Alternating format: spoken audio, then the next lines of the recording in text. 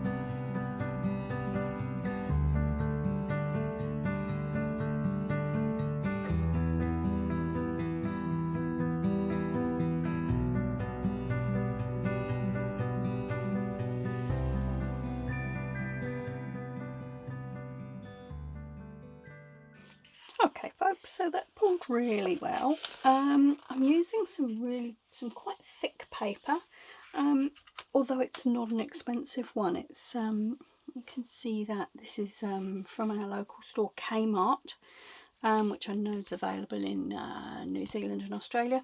Sketch Artist pad, but it is 160 GSM, so it's quite a nice. Says it's acid free. It's quite a nice thick paper. It's got a beautiful smooth feel, and I've been having some real success with that, pulling my gel prints. Now, going back to this technique, one of the things you'll notice, I find it really hard just to add the tiniest little bit of black for that third layer. So sometimes my prints are getting quite dark like this one. Not to say there's anything wrong with it, I really quite like this. But that's something to watch out for in that third layer, is not adding too much black, just the tiniest bit. Okay, gonna give it another go, and I'm going to try a colour I haven't tried before. This is Cyanine Blue. I hope I've pronounced that right. So we're going to give the same process a go. We're going to be doing the 4 layers and then pulling with white. And I've put my 5x7 somewhere to clean, so I'm going to track that down again, and we'll do another one with the blue, and we'll use some different stencils which I was also using when I was playing yesterday. So we'll do a different kind of aesthetic, if you like.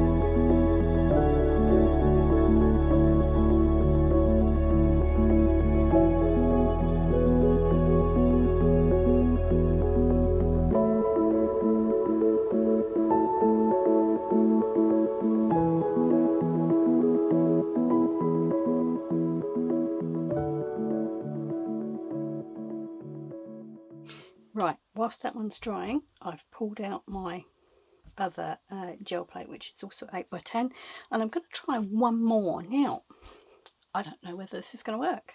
This is an iridescent acrylic paint, and it's kind of orange, and when you turn it in the light you get kind of a pink. I don't know how this is going to mix with white or how it's going to mix with black, but I'm going to give it a go.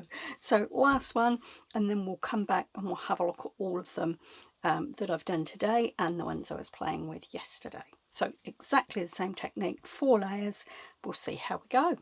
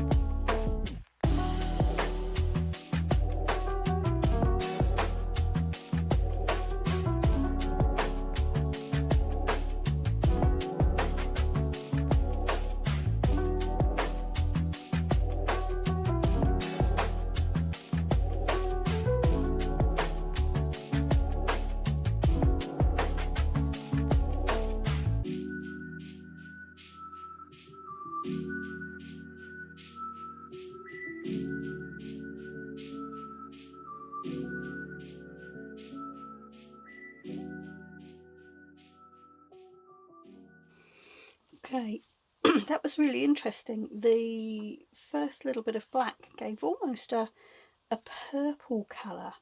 Now, I'm really loving this and it's looking really delicate. So instead of using masks in the final layer, I'm going to bring back in my same ginkgo stencil.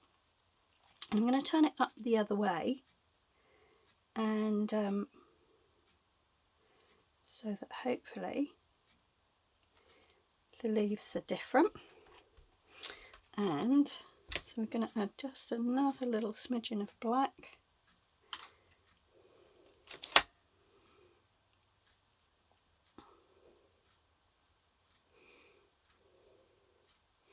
I'm going to mix that all in and go through the stencil instead of masks this time, just to change it up a bit.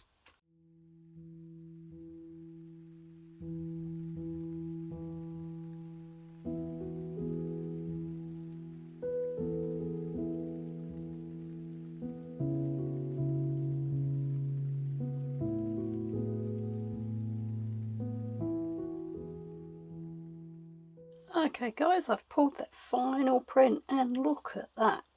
Now, when I added the black, it came out, although it looked purpley on my mixing plate, it actually came out quite a cool brown actually, which I suppose makes sense. Black and orange, yeah. Anyway, I love it. I was really tempted to pull this one with gold, but for this one I wanted to stick to the process of just using the black, the white and the one colour. So there we go. Slightly different, using a third stencil layer rather than masks, but there's that one.